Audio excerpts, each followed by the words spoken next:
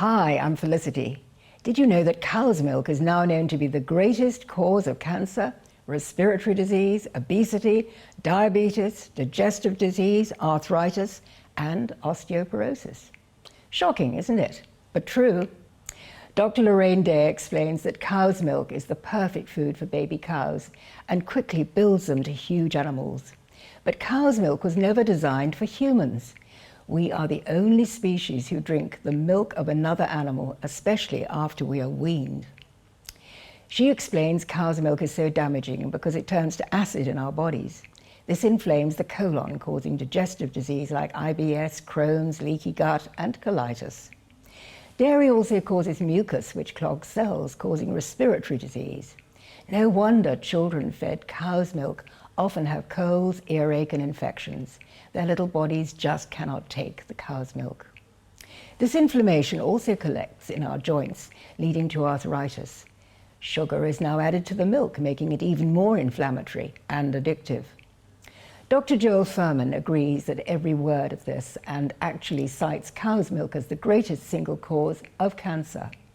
Dr. Colin Campbell also studied and proved that you can turn cancer on and off according to the amount of animal protein you give in a diet. Dr. Neil Barnard says cow's milk has now been proven to cause diabetes, destroying the islets of Langerhans in the human pancreas.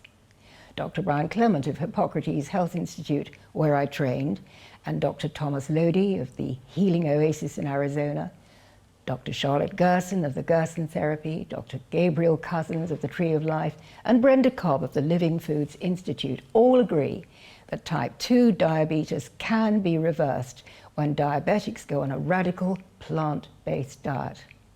They all run residential courses where diabetics heal under medical supervision. They say they have never had a case where a type 2 diabetic did not get off insulin in a week to 10 days. Why are our doctors not telling us this? Perhaps Big Pharma want them prescribing insulin for their patients. There is no money in health, but there's an awful lot of money to be made out of drugs, particularly for a chronic degenerative disease that doesn't kill us quickly but goes on for a lifetime. Dr. Mike Hyman also advises eliminating animal milk because of its high fat content, causing obesity. Milk can contain the leukemia virus, he says, and bacteria and pus from the sores on the cow's udders caused by continuous mechanical milking. In addition, cow's milk now contains bovine growth hormones, antibiotics, and the genetically modified foodstuff that the cow has been fed, making cow's milk a disaster for humans. Biochemist Dr. Colin Campbell convinced the scientific world that plant milks such as almond, rice, and oat were much better for the human body. Dr. Campbell then liaised with cardiologist Dr. Caldwell Esselstyn, who had been doing a separate clinical study showing that dairy was the greatest cause of heart disease. Dr. Esselstyn found that it is the acid in the milk which causes tears in the endothelial cells of our arterial walls. The body then produces cholesterol to repair the tears, and blockages like heart attacks and strokes occur. But it is in fact milk which causes the tear in the first place. Both doctors were raised as sons of dairy farmers, so their research findings were shocking to them as they are to us. But the scientific and clinical proof is irrefutable.